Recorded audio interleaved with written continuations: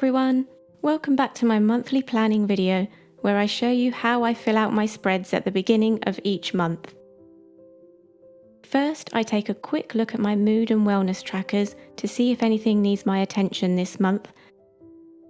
Still not doing well on the exercise front.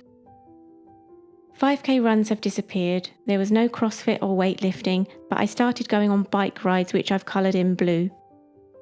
I'll definitely have to try and prioritise exercise in August, maybe with a focus on bike rides since that's an easy one to do with the family. Moving on to my books and films trackers. I have 3 books to add here. These are some books that I read this month. I usually rate them on Goodreads, but I like to keep a record of what I've read in my journal too.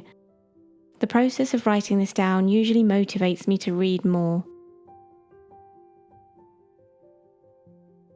Next, I update my monthly moments. Here I put in any memories, milestones or moments that I enjoyed.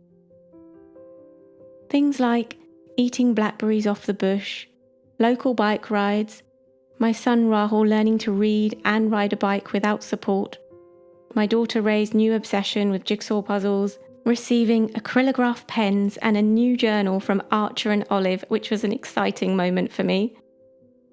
My August plan with me getting 15,000 views and almost 800 new subscribers, which is just amazing. When I started my channel in March, I never would have thought that I'd nearly have 1,000 subscribers in 5 months. Thank you so much for all of the lovely comments and for subscribing. As you know, I did a vintage modern theme for August, which I really enjoyed. I took the idea of combining the old and the new from the world of interior design and came across vintage modern as a decorating style for your home. It just felt perfect for what I was after, so I turned it into a bullet journal theme. Now it's time to fill out my monthly log with my plans and my video ideas. My full content planner is in an app called Notion so that I can link it to my research scripts and other data. But I like to have an overview of video ideas for the month in my journal too, so I can take it into account with the rest of my planning.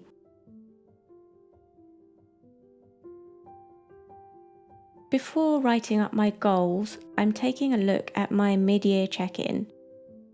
Here I have an overview of goals that are on track this year and goals that are not.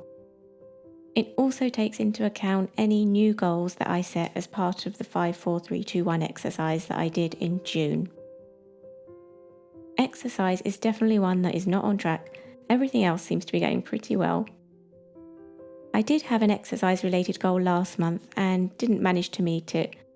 This time I'm going to try out a strategy that I read about in a book called Make Time. Make Time talks about how we can focus on things that matter most to us by coming off the busy bandwagon. In society today, we've almost got to a point where we think being busy is a badge of honour, and we try and squeeze productivity into every minute of our lives. Instead, the book says to focus on identifying your one highlight for each day, the one activity that you want to prioritise and protect each day. It may mean other tasks don't get done, but the idea is that if you set a single intention at the start of each day, you will feel more satisfied, joyful and effective. So that's what I'm going to try doing when writing my daily lists in my weekly log, which I'll show you in a moment. Back to my goals for the month. I want to stick to doing my daily affirmations.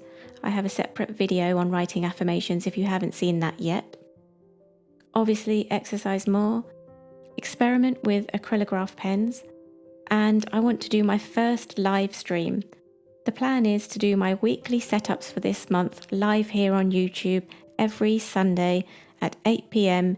UK time. I'd love it if you can join me, and if not, I can just use the time to get used to live streaming without an audience. After goals, I jot down some tasks that I've already identified for the month, which I can add to at any time.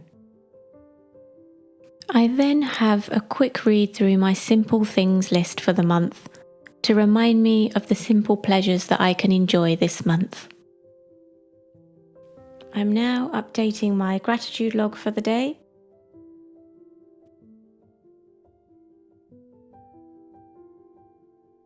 Now I'm planning my Instagram posts for the week ahead.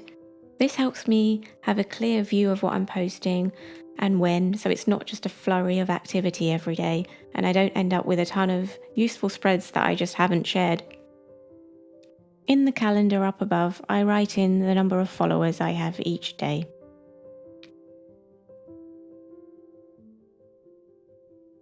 On to my weekly spread. The 1st of August is in my July weekly spread, so I'm flipping back to July to write my list for today.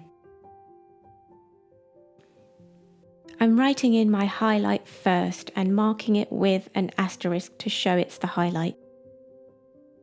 I then hope to publish this video today, and finally, every day I have a section for things that I could do with the kids that day.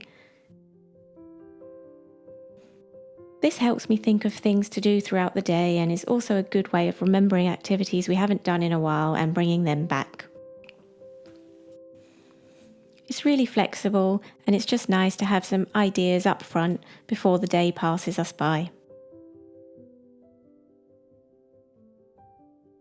So that's it for today. I really hope you enjoyed this planning video. I'd love to hear more about how you plan your month and what you do each month after you set up your bullet journal. Thanks for watching, and I'll see you in my next video.